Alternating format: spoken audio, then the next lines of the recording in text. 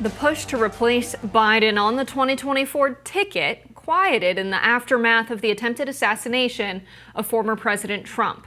The DNC is planning to move quickly to confirm Biden as the party's nominee by the end of July through a virtual roll call weeks before the Democratic convention in Chicago. That would mean Biden would only have to face internal turmoil for just 2 more weeks. The DNC sped-up plan angered some lawmakers, and a letter circulated among congressional Democrats that argued there's no legal justification for an early virtual roll call.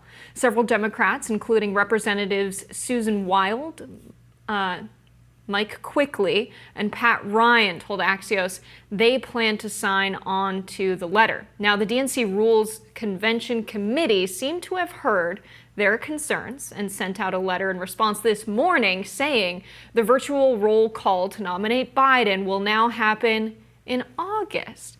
The letter sent to the Convention Rules Committee was first reported by CBS, and it said, quote, "None of this will be rushed. Unlike our nation's other major political party, our rules are set in public meets, anchored in the party's charter and its traditions." Meanwhile, President Biden is forging ahead with his campaign. He was in Las Vegas yesterday speaking at the National NAACP convention, where he was expected to announce a new 5% cap on rental increases nationwide. Instead, said this. Let's watch. The idea that corporate-owned housing is able to raise your rent $300-400 a month or something. What I'm about to announce, they can't raise it more than 50. This clip, where he started off by criticizing Trump, also went viral. Let's watch. Here's what he thinks of black jobs. I love his phrase, black jobs. It tells a lot about the man and about his character. Folks, I know what a black job is. It's the Vice President of the United States. Latest polling by Reuters Ipsos shows that Biden is trailing Trump 41% to 43%. So the move to get Biden the official status as the candidate is, I guess, off for now. It was very funny. They suggested let's just move this ahead while the news cycle is favorable to Biden being the candidate. For some reason, even though nothing fundamentally changed from the Biden perspective, in fact, if anything's changed, it's that Democrats are feeling even more hopeless in the wake of Trump surviving an assassination attempt, the party really rallying behind him. You know, you had Nikki Haley, Ron DeSantis, Marco Rubio, Vivek, people who, Vivek is not someone who opposed him, technically running against him though, but the rest, ideological rivals and opponents of him all falling in line. There's massive unity. There is no opposition to Donald Trump whatsoever on the Republican side. This is his moment. And the idea that you would just let Biden off the hook for all his problems because, I don't know, it's pointless to even try, seems to be what some Democrats at least are thinking. But now there was a big kerfuffle over whether moving it early was going to mess with the, what was it, votes in Georgia or Ohio? I can't actually remember. Ohio, yeah. So this was a whole exchange. Jamie Harrison on Twitter talked about, moving forward. Nate Silver took a liking to this. I don't know. I don't agree with his model, but I agree with how he's hard on Jamie Harrison, who's, the chair of the Democratic Party at the national level. And Nate was like, Jamie Harrison's lying in these news articles and in his statements. He's saying that, there's a law in Ohio that the votes have to be in by August 7th, I believe was the exact number, first week of August. Yes, August 7th.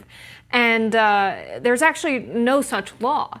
And Jamie Harrison responds and says, Nate, you can call me a lot of things, but a liar's not one of them. So here we have Jamie Harrison and Nate Silver going tit for tat on Twitter over the legality of a presidential nomination. That's what's happening here.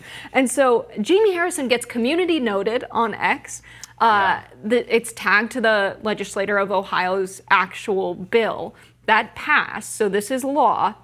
The virtual nomination is not necessary if this bill that establishes a September 6th deadline takes effect on September 1st. it leaves 6 days for the Democrats to file the necessary paperwork. So they would have enough time. And Jamie Harrison is trying to say, we don't have enough time. We have to, do this in a rushed way because of X, Y, and Z state laws. They're very complicated. It's just not true. Yeah. It's an excuse because they want Biden to be the nominee. Of course. Yeah, Nate Silver has been vocal. I mean, Nate Silver is always right from my perspective generally. But Nate Silver has very much been leading the kind of charge to replace Biden. I mean, he's not an activist within the party, just as a pollster, as a pundit, someone saying that Democrats really would need to make a gamble to improve their odds of winning the presidency by replacing Biden. That's something that a lot of people were talking about last week, but the media has moved on at least to some other subject.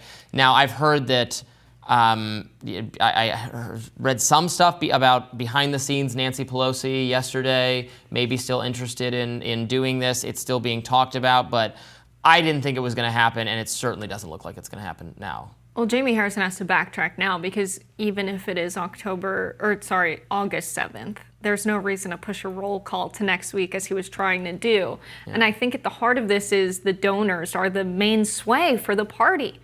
Everyone that's trying to win a down ballot seat, all of those Democrats that are hopeful in swing states to win a Senate seat, they will be impacted if their party doesn't have an influx of money for advertising. And so a Biden nomination would really hurt the party for years in the future. It would hurt their chances of securing a majority in the Senate. And really, if what they're afraid of is a Donald Trump presidency and democracy being in peril, they're going to need the legislator to be able to combat whatever's going on in the executive branch. So it's just the ego-driven reality of Biden wanting to be president, even though he knows he's not fit to serve. He shouldn't have to be answering for his cognitive state this close to November. He would be 86 by the time he's done. And so I think even though the media has moved on because there was an assassination attempt, behind the scenes we've got those donors and Republicans down ballot working pretty hard. Well, and Biden is doing nothing to reassure anyone. His performance in the Lester Holt interview the other day was better than his debate performance, but that's not saying very much. This speech that we played snippets of, there was a lot of incoherence and confusion and losing track of what he was saying going on there. This is just going to keep going on. You're right that the chances of winning the presidency are seeming more and more distant, and that's going to start affecting the down ballot races. Already, Dems had a not great Senate map for this cycle, and then in next year the next cycle they have a brutal map. We were hearing at the Republican National Convention yesterday from a lot of their Senate candidates in Arizona, Nevada, West Virginia, Montana. All these states where there's a range of possibilities. Yes, Dems could hold on. Arizona's going to be very competitive. Nevada's going to be very competitive. A Democrat won in the Nevada race in the midterms. In West Virginia, that's a state that Trump won by a gazillion percentage points in the last election. That's going to be an almost certain Republican pickup. Montana, John Tester looks very vulnerable. In Maryland, the Republican Larry Hogan is a very formidable challenger. And even you have we heard from the Virginia candidate yesterday. The Michigan candidate is actually not decided yet. That was interesting. The RNC had. The Michigan primary has not happened yet to determine who's going to be the Republican Senate candidate, but they had one of the candidates speak and not the other. I found that to be an interesting development. But anyway, it's going to be chaos for Democrats down ballot if Biden performs this badly. So I can see why. But just resignation seems to be setting in, not defiance. I know, it's not. They don't need to give up entirely. Biden is at his lowest point, his lowest likelihood of being reelected. Doesn't mean he's at 0%. This will still be a relatively close election, I expect. We're still talking about a handful of very competitive swing states where Trump is now up, but he's not up by 20 points. He's up by a couple points. Now, if the polls are as off as they were last time, then he's up by even more. And yes, it's outside the potential for Biden to win it. But you won't know until Election Day. And it seems that Republicans are pushing hard for local races. They have a stronghold in a lot of state legislators across the country. Iowa is one of the states that is just all Republicans. And so I think about my home state of North Carolina right now, not the state I grew up in, but where I live and my family lives. Governor Cooper has made the state one of the few southern states that's welcomed in women seeking abortion, whereas a lot of other states have passed very strong abortion bans surrounding them. But Cooper's termed out. He can't run again this time around, and it's an election between Mark Robinson and Josh Stein. This is an election that could turn North Carolina back into a Republican state at the state level. That has huge ramifications. And so at the national level, the congressional races are hugely important, but also at the local level, Democrats could be hurt. And this is precisely where the abortion legislation that's been passed has been the most restrictive for women. So thinking about the down-ballot ticket, it makes sense why so many Democrats are coming out and saying we've got to replace this guy, because it could influence the party for years and years to come if he ends up being the nominee and it hurts them that badly, not just at the national level, but also on these down-ballot races at the state and local level.